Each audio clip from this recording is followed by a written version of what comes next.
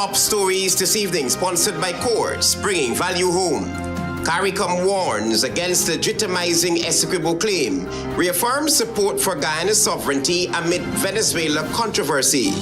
Government's approach to acting Venezuela's president's recent action require a strategic response as combined opposition MPs. More than 15,000 students expected to sit 2026 NGSA, and 9th edition of A Treat for My Mother set for National Cultural Center on May 9. HGP Nightly News begins now.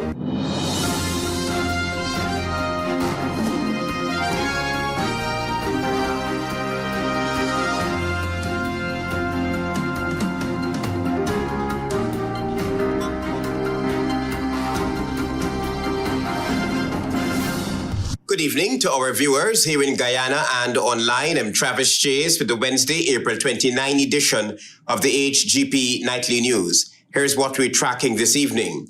The Caribbean community has moved to address a growing regional controversy after Venezuela's acting president was seen wearing a brooch depicting Guyana's Essequibo region as Venezuelan territory during official visits.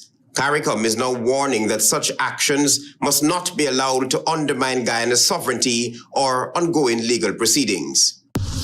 CARICOM, in a statement issued Tuesday, acknowledged concerns raised by President Irfan Ali over the public display of material asserting Venezuela's claim to Guyana's Essequibo region. The issue stems from recent engagements within CARICOM member states, where Venezuela's acting president, Delcy Rodriguez, wore a brooch featuring a map that includes Essequibo. President Ali described the move as provocative and warned that such symbolism could be interpreted as acceptance of Venezuela's claim. In response, CARICOM reaffirmed that while member states have the sovereign right to engage external partners, those engagements must align with the revised Treaty of Chaguaramas and the community's collective obligations. The regional body made it clear that its platforms must not be used, directly or indirectly, to legitimize claims currently before the International Court of Justice. CARICOM also reiterated its long-standing and unwavering support for Guyana's sovereignty and territorial integrity, maintaining that the border controversy must be resolved peacefully through the judicial process. The dispute over Essequibo remains before the International Court of Justice, with Guyana insisting the matter be settled under international law. Travis Chase, HGP Nightly News. Meanwhile, opposition members of parliament are of the view that government's approach to Venezuela's acting president Delcy Rodriguez's recent actions should garner more than an emotional response. They believe strategic approach is urgently needed. Marvin Cato reports. Member of Parliament representing Forward Guyana Movement, Amanzo Walton Desir, believes Venezuela's acting president, Delcy Rodriguez, is actively conducting a diplomatic offensive across the Caribbean ahead of the International Court of Justice, ICJ's hearing, using a brooch representing the country's map with the Essequibo region included. I've noted that the president has written to the chair of CARICOM, which I think is a very appropriate and important step to have taken. Walton Desir said, while the president has written to the CARICOM chair, his actions are outward-looking and cannot outsource our dignity. She said the government is yet to call a sitting of the National Assembly to deal with the issue or ensure the various sectoral committees are in place and functioning. The Foreign Relations Committee should have been constituted and this issue being placed on the front burner.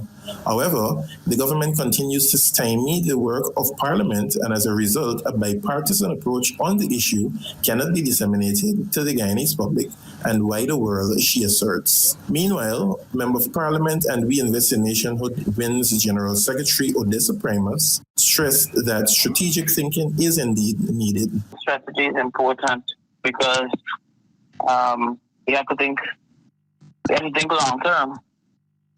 And if we function on emotions alone, then clearly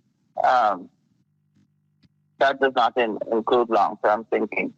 Primus also stated that the absence of Parliament and the non-functioning of the sectoral committees prevent the opposition holding the government accountable. Meanwhile, Riaz Ruknarine, representing the Partnership for National Unity, stressed that the government is clearly demonstrating further incompetence to this national issue.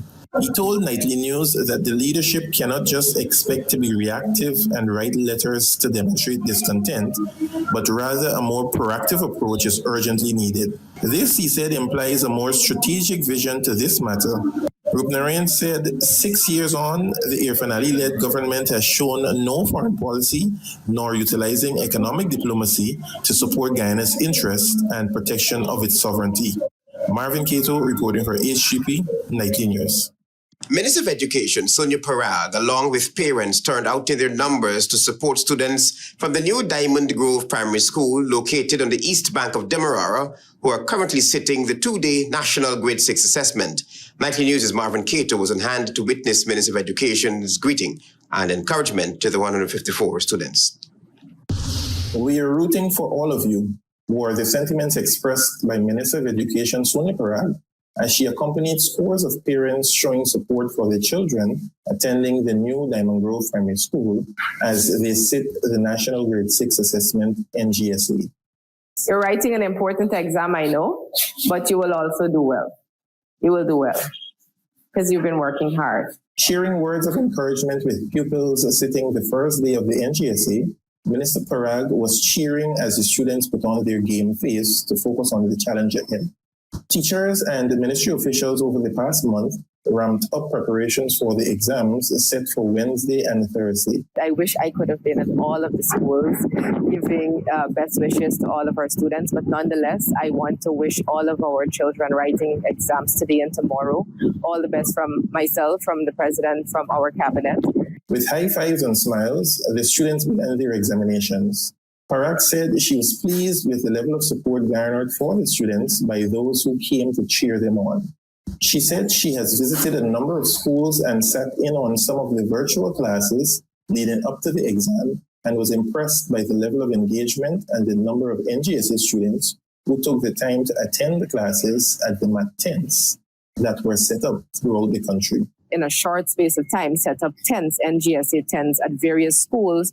And I believe this was one of the schools, or in this area, there was a maths tent that was set up specifically for grade 6 students. More than 15,000 students are expected to write this year's NGSA, which will test their knowledge in math, English, social studies, and the science. Marvin Cato reporting for HGP Nightly News. Government's seizure of 57 municipal streets and meager subventions to the Georgetown Mayor and City Council were ventilated when City Mayor Alfred Mentor and his team met with the political and economic team from the United States Embassy here in Georgetown. Antonio Day is on the story. The Georgetown Mayor and City Council on Wednesday held discussions with the political and economic team for the United States Embassy here in Georgetown. Alfred Mentor, in an exclusive interview with Nightly News, said discussions centered on critical aspects of city governance, specifically the principle and practical application of the separation of powers.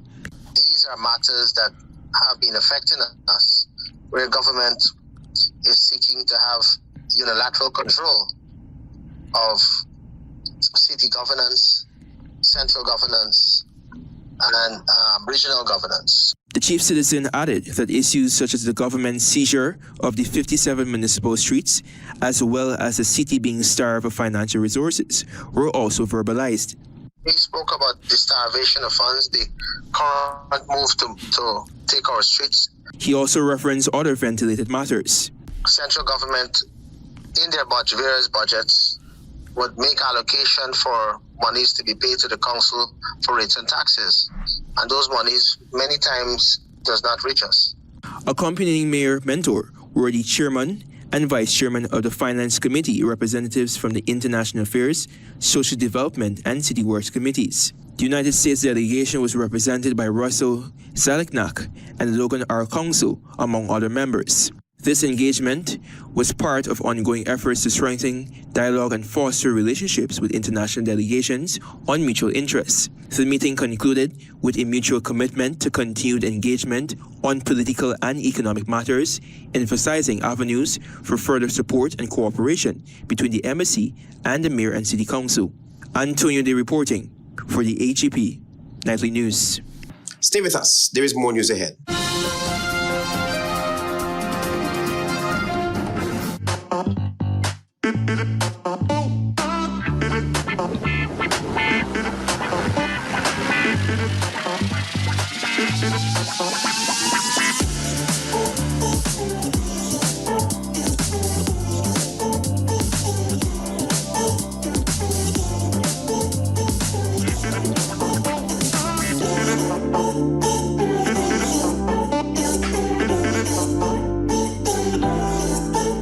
Welcome to SNL Electrical Inc., where lighting's and electrical needs are met with expertise and style. From the latest in electrical lamps to durable cables, circuit breakers, panels, we have it all.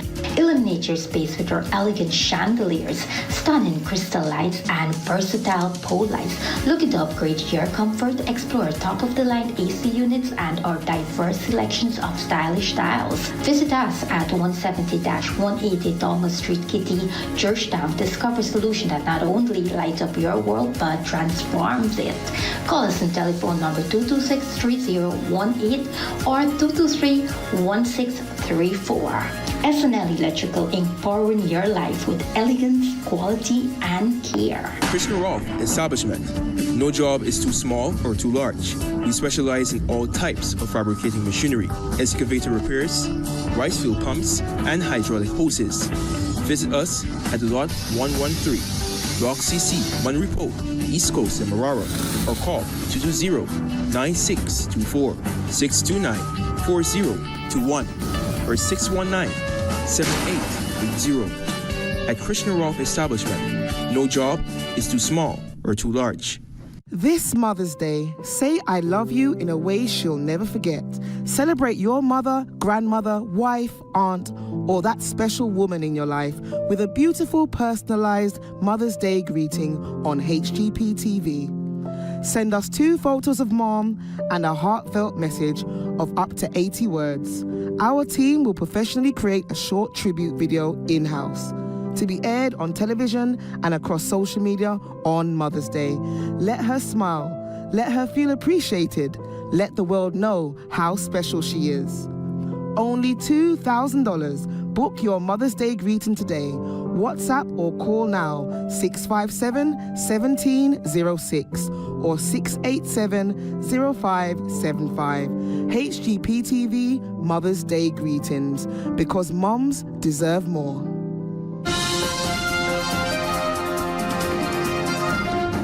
Welcome back to the HGP Nightly News.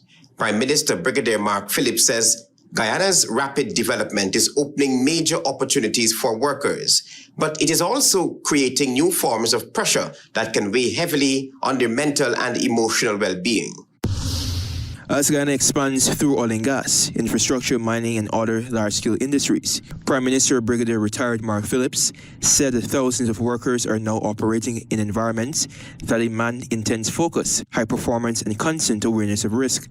In sectors such as construction, logistics, marine operations, and engineering, he noted that the stakes are often extremely high and mistakes can have devastating consequences. According to the Prime Minister, that is especially true in the energy sector, where he said negligence is not tolerated and complacency can be fatal. The energy industry does not forgive negligence, nor does it tolerate complacency. The offshore environment operates at the edge of human engineering. But while progress has been made in physical safety, he warned that another challenge is becoming harder to ignore: the psychological burden placed on workers in these demanding sectors. Long rotations away from home, high-pressure environments, where the cost of error is catastrophic. For the Prime Minister, the issue is not just about productivity or compliance. It is about recognizing the country's development is being driven by people who are often carrying heavy personal sacrifice. Quality, health, safety, and environment is a covenant, and the difference between a worker who goes home to their family and one who does that.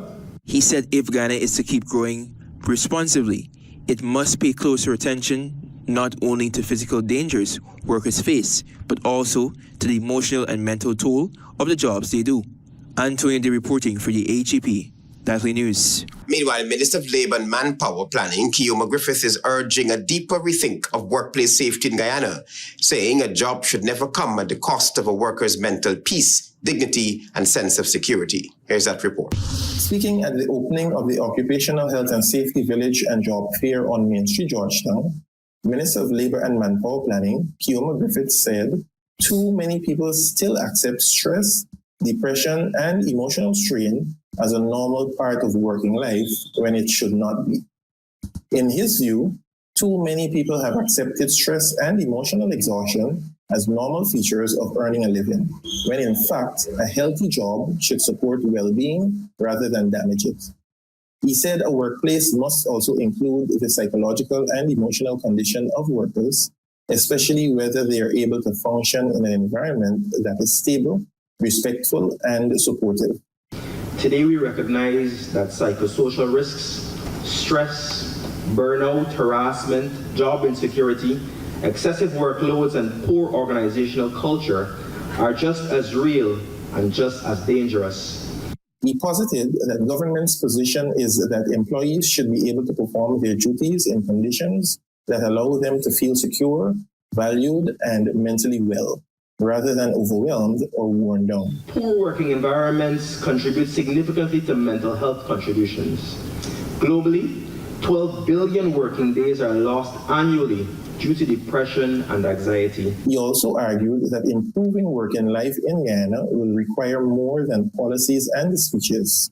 It will demand a wider cultural shift in how employers, supervisors, and workers themselves address safety.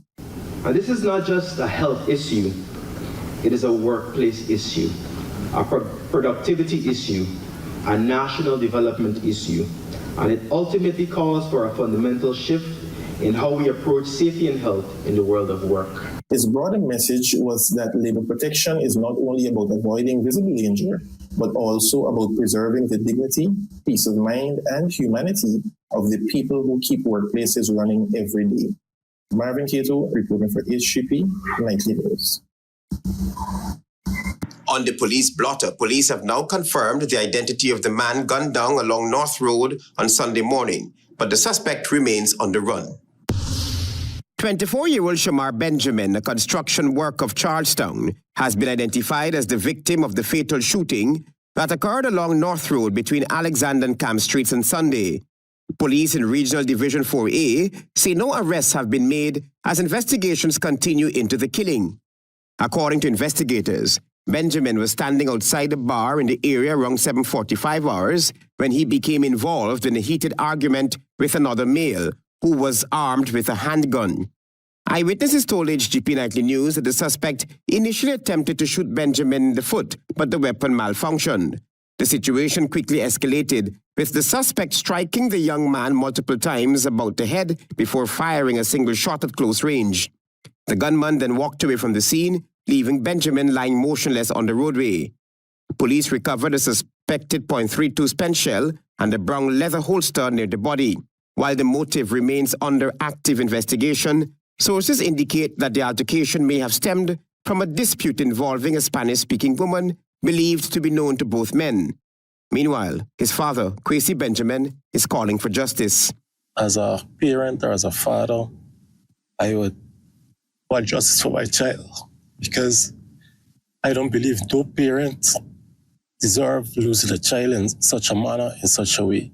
Visibly shaken, he said his son was not a troublemaker. No, I wouldn't really say he's a troublemaker. Yeah, he might get a little, you know what I mean? Them youths of today, always be, but to say, well, entanglement with the law and stuff like that, no, not anything serious. He said he only learned of the killing after seeing a video and receiving a phone call. Yeah, and so I just get a call and I was sent a video that son was shot. And that was Sunday morning. I only get a call this morning. But I actually seen on the news that there was an incident where someone was shot, but I didn't know it was my child. The grieving father described Shamar as a hard-working young man and is now urging authorities to ensure that his son's killer is brought to justice. Travis Chase, HGP Nightly News. There is more news ahead. Stay with us. Planning a cleanup? We can help. CVON's waste management skip bins can be provided for home renovation projects, yard cleanup, or construction project. It's simple. Step 1, give us a call. Step 2, we put down the bin. Step 3, load it up with all of your junk. Step 4, we take it away. That's simple. Bins are also available in various sizes, so there is no job that is too big or too small. Call CVON's Waste Management today at 218-1455. The future of oil and gas in Guyana isn't just offshore. It starts with you. You too can become an expert in oil and gas with full training right here at home for the first time at the Guyana Technical Training College, Inc. in Port Moran, Berbice. This two-phase program equips you with the skills to operate and maintain FPSOs offshore Guyana with hands-on training from the 18-month accredited Advanced Diploma in Oil and Gas course. Don't just watch the industry grow with it. Take your first step toward a career in oil and gas. Since oil production started offshore, oil and gas companies have been investing in the long-term development of Guyana.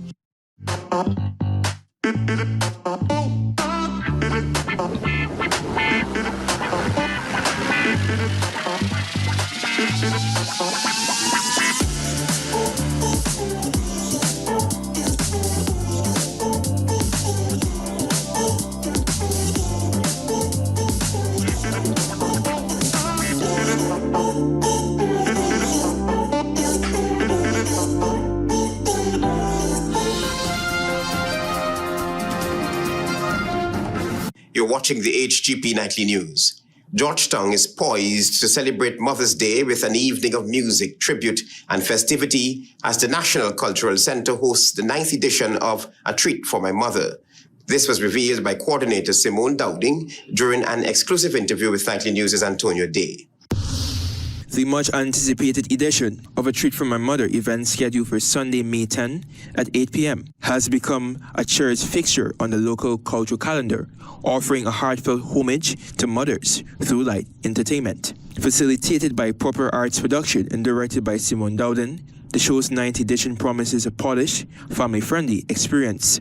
This was revealed during a recent exclusive interview with the show's director. It's a golden oldies show. It's a variety where you get people dancing and singing and poetry. The event fuses nostalgia with modern Guyanese sounds, creating an inclusive atmosphere for all ages. The show, which is almost a decade old, has spotlighted local talent, honoring tradition while embracing new voices. This year features performers like Charmin Blackman, Sean Bola, Bunny House, Calvin Burnett, Sharon Cadogan, Barbara Lee, Eon Nelson, and Ronald Green. The carefully curated program aims to enhance multiple generations, ensuring that longtime fans and younger audiences alike find something to enjoy. Adding excitement beyond the performances, attendees will have opportunities to win door prizes, to which Dowding expounded. So this year, the biggie for this year is a trip to New York and a trip to Kaieteur Falls. We have never given away any of those prizes before. So those two are our prizes, our outstanding prizes for A Treat for My Mother 9. Dowding clarified that the sponsored trips to Kaieteur in New York have a 6-month ticket duration. Tickets are priced at $3,000 and $2,500, reflecting the organizers' commitment to accessibility without compromising the event's high production standards. Dowden emphasized that A Treat for My Mother, the 9th edition, is an event that patrons should not afford to miss. The show is supported through corporate sponsors such as Republic Bank, Voice FM 96.1, Munish Warriors Travel Service, Essential Care Pharmacy, NDS, Jacob's Jewelry and Pawn Shop, Ready Mix Concrete Limited, and Banks DIH Limited. Antonio Day reporting for the HGP Nightly News. Stay tuned for regional news.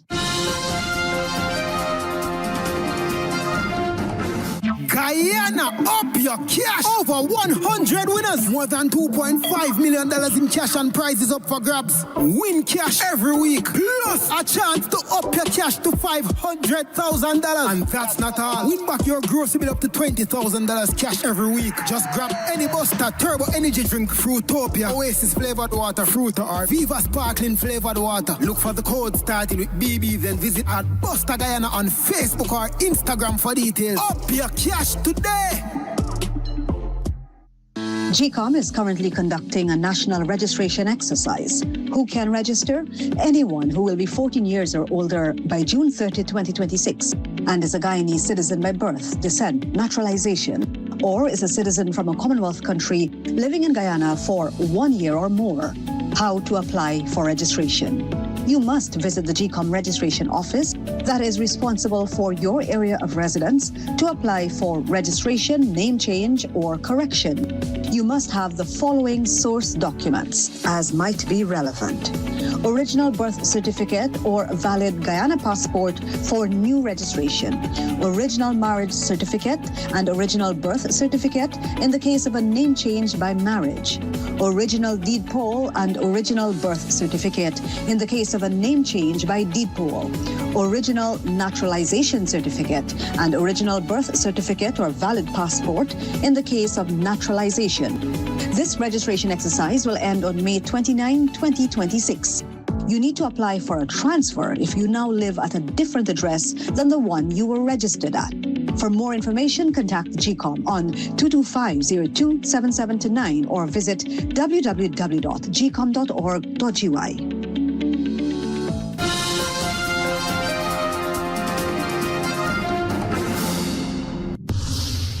Good evening and welcome to Wednesday's edition of the Regional News. I'm Antonio D. Here's what you need to know as we turn attention to news in the region.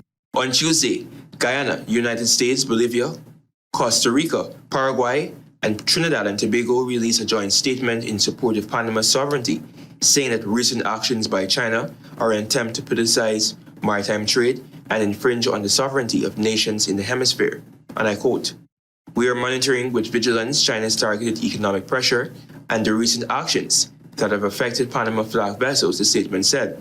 Panama is a pillar of our maritime trading system and as such must remain free from any undue external pressure, the statement added.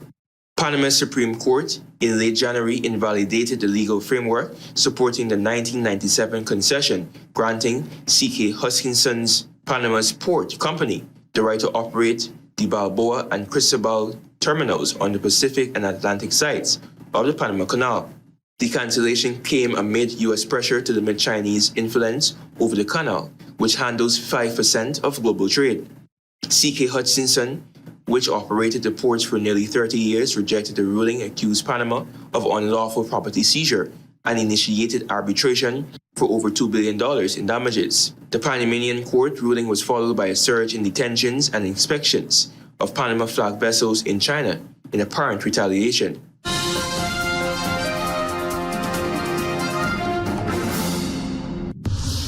Still with news in the region, Prime Minister John Pezzino says that while there is no immediate threat to Belize's fuel supply, the country cannot remain immune from the high oil prices on the global market.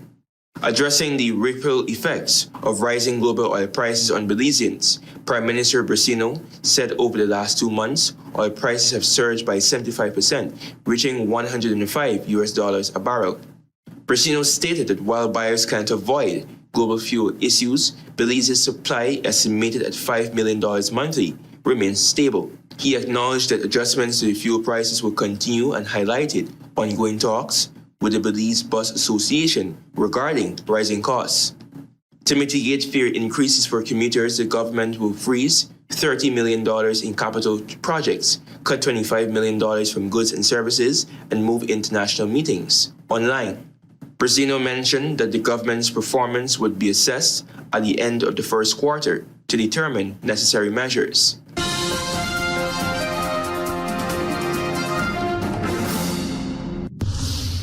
And lastly, on the international scene, Britain's King Charles has met with U.S. President Donald Trump at the White House as part of events marking the 250th anniversary of the U.S. Declaration of Independence. During the visit, the king also addressed Congress, highlighting shared values between the United States and the United Kingdom. The meeting follows Trump's second visit to Britain, where he praised US-UK ties, now strained by his criticism of British leaders for not supporting America's war with Iran. In a royal address to Congress, King Charles III upheld American Republican values and defended Western democracy without directly criticizing Trump.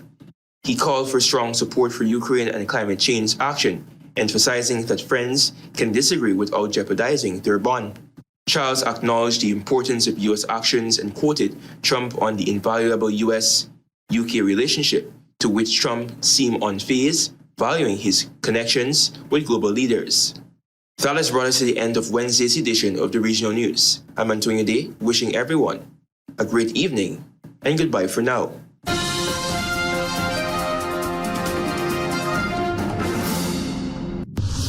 Let's join Delvin Neblett now for HGP's Sports Pulse.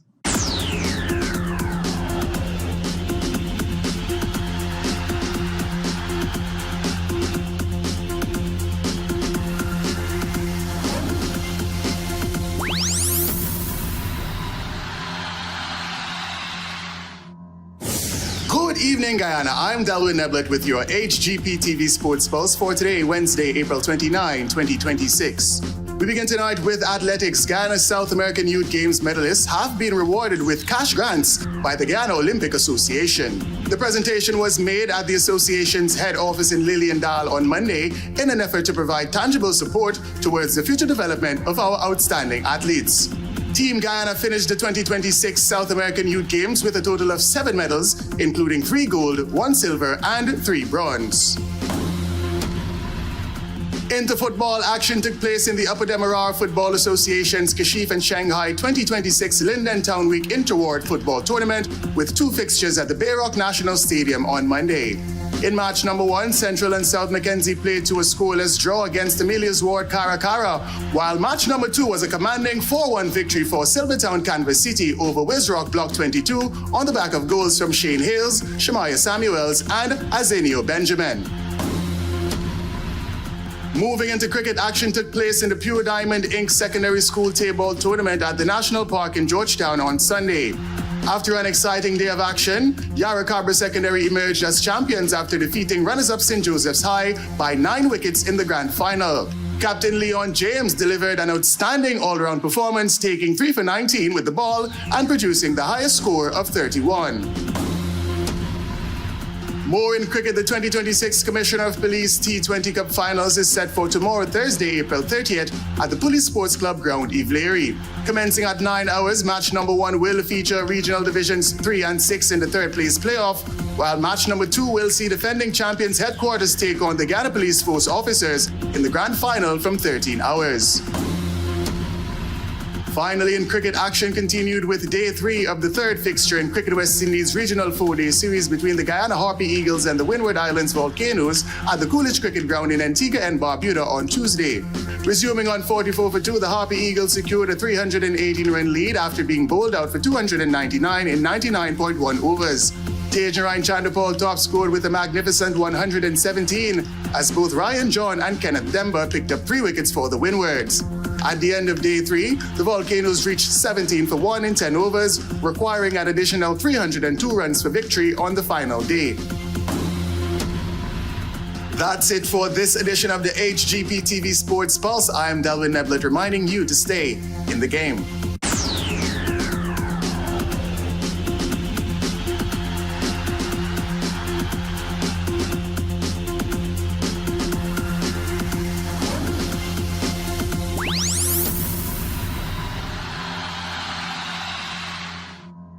CARICOM warns against legitimizing ESSEQUIBO claim, reaffirms support for Guyana's sovereignty and Venezuela controversy. Government's approach to acting Venezuelan president's recent action require a strategic response, says the combined opposition. And more than 15,000 students expected to sit 2026 NGSA. Those are our major headlines. For these stories and more, please go to our website. It's www.hgptv.com. I'm Travis Chase. Thanks for watching. Goodbye.